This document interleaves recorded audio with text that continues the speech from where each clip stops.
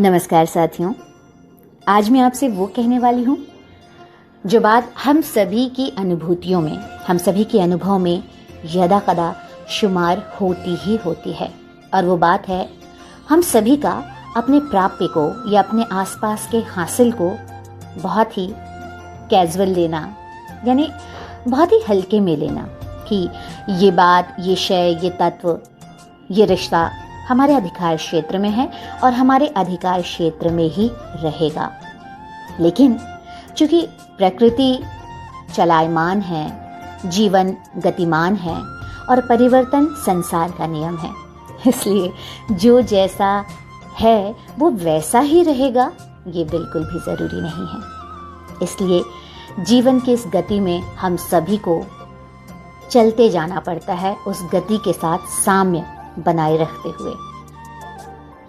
मेरी आज की जो कविता है वो इसी गति को साम्यता में लेने की एक कोशिश है, प्रयास है। गौर फरमाइएगा आप सभी। शीर्षक है तुमसे दूर होकर।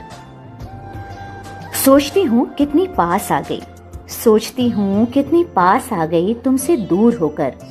जब रहते थे आसपास इतनी शिद्दत से कभी ना पाया था।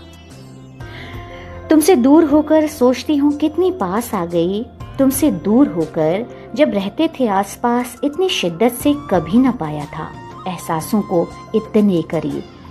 अनायास ही जब शुरू हुआ सिलसिला नजरों का, अनायास ही जब शुरू हुआ सिलसिला नजरों का। एक बारगी सोचा नाहक ही मैं, एक बारगी सोचा नाहक ही मैं सोचती हूँ तुमको। कभी कभी ख्यालों से झटका भी था तुमको, कभी कभी ख्यालों से झटका भी था तुमको। लेकिन जितनी तेजी से मैं दूर जाती उससे कहीं ज्यादा गतिमान हो जाते तुम मेरे अंतरतम में, और गहरे निहित हो जाते हृदय के मेरे अंतःस्थल में। वैसे ही जैसे गीली मिट्टी से बाहर होने के प्रयास में और अधिक गहरे तल पर जाते हम। कब, कैसे और क्यों के अंतर्जाल में मेरी मीमांसा और गहरी हो रही तुम्हारे प्रति। कब, कैसे और क्यों के अंतर्जाल में मेरी मीमांसा और गहरी हो रही तुम्हारे प्रति।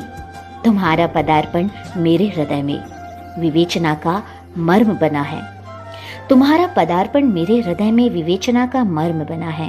अपेक्षित हूँ तुम मुझे सुलझाओगे, अपेक्षित हूँ तुम मुझे सुलझाओगे शीघ्र, अतिशीघ्र। अपेक्षित हूँ तुम मुझे सुलझाओगे शीघ्र, अतिशीघ्र।